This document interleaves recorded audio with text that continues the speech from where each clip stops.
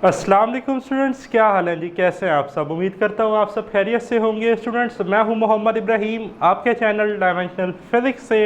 और स्टूडेंट्स, आज हम डिस्कस करने वाले हैं chapter number 4 work and energy. Topic है जी हमारे पास एनर्जी। स्टूडेंट्स, आज के वीडियो लेक्चर में हम देखेंगे एनर्जी क्या होती है, एनर्जी का यूनिट क्या है, एनर्जी की डायमेंशन क्या है, types of mechanical energy, kinetic energy, potential energy क्या है, इनके क्या क्या रिलेशन हैं, ठीक है। और हम फाइनली एंड में डिस्कस करेंगे वर्क एनर्जी प्रिंसिपल, जो कि अक्सर पेपर में लॉन्ग भी आ जाता है। तो मार्क कर लें, आज का topic long plus short plus MCQs तीनों डिपार्टमेंट के लिए बड़ा ही इंपॉर्टेंट है, ठीक है जी। बात कर लेते हैं एनर्जी की। What is mean by energy?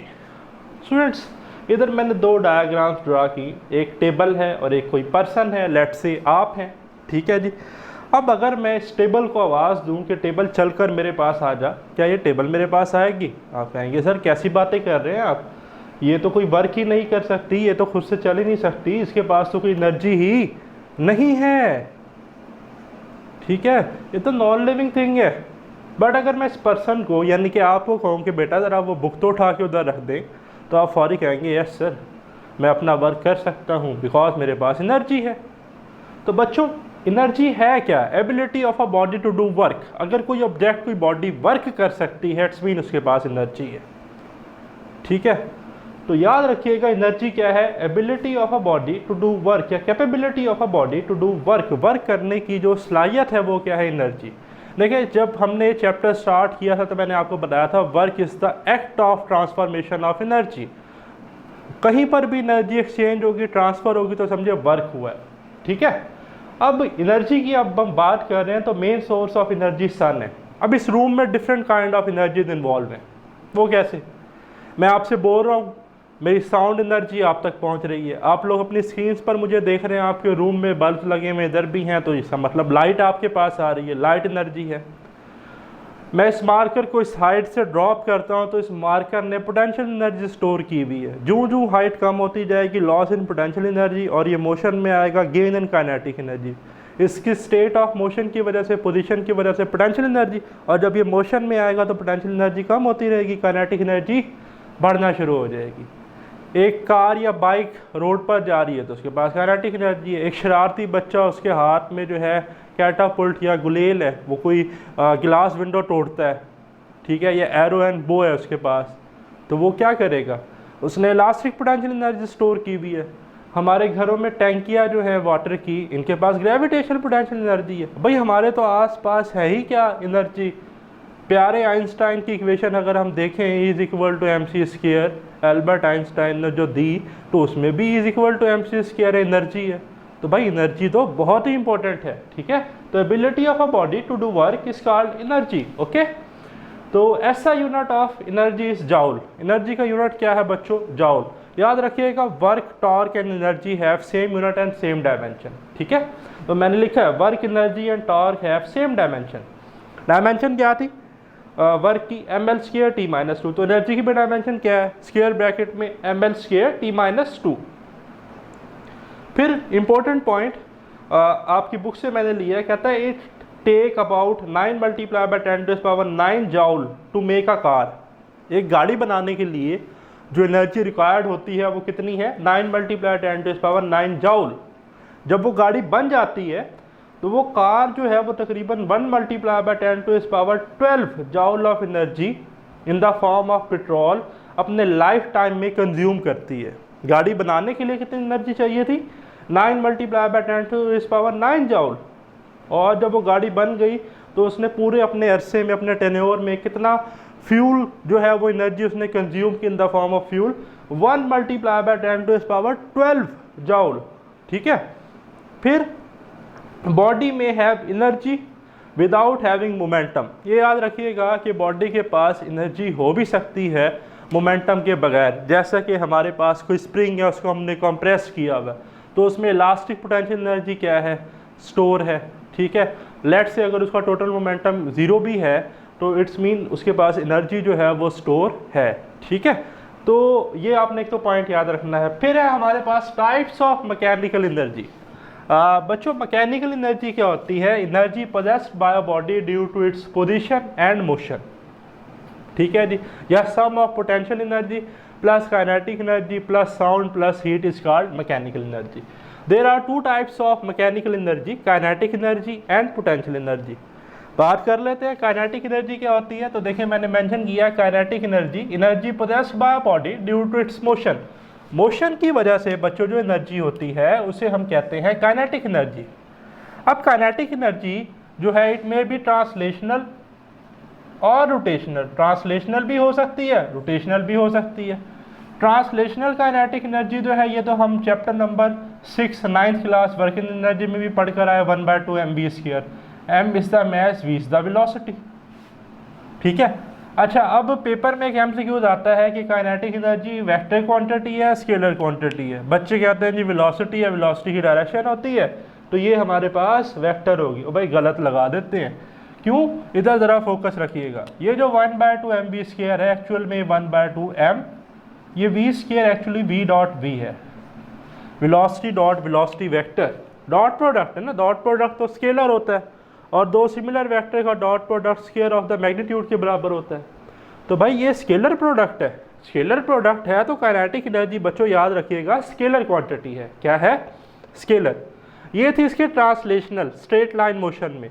लेकिन अगर हम एंगुलर मोशन की बात करें या रोटेशनल मोशन की, चैप्टर नंबर 5 एंगुलर मोशन में हम पढ़ेंगे कि रोटेशनल काइनेटिक एनर्जी बच्चों होती है 1/2 I⍵²। अब I क्या है? Rotational mass, moment of inertia, ये मैं आपको चैप्टर 5 में पढ़ाऊंगा।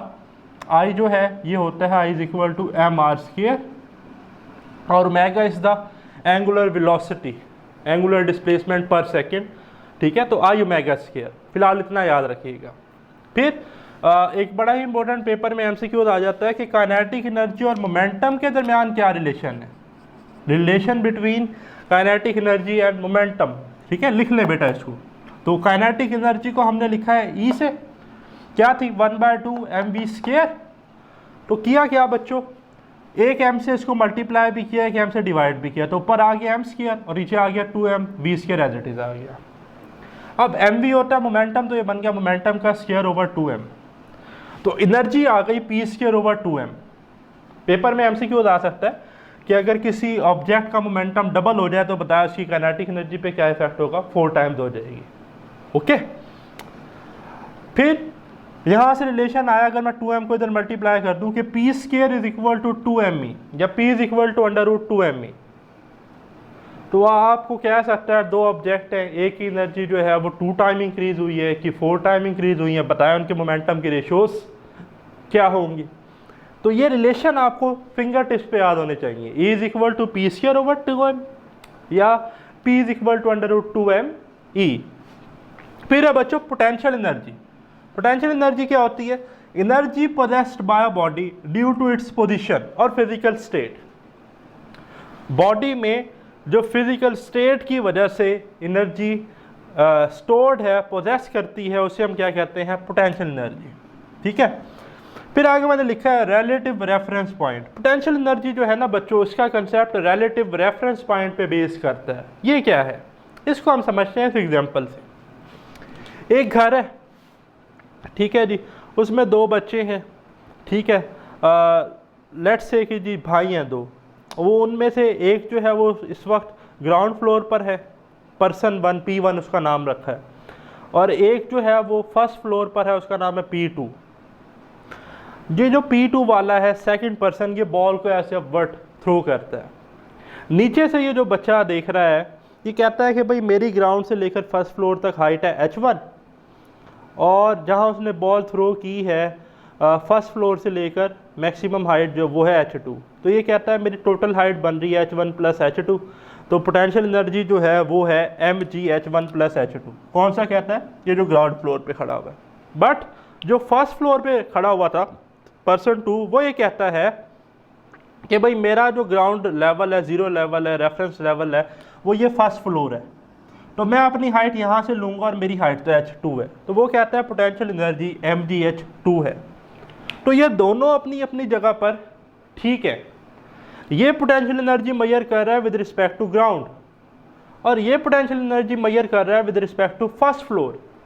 इसे ही हम कहते हैं relative reference point concept in potential energy.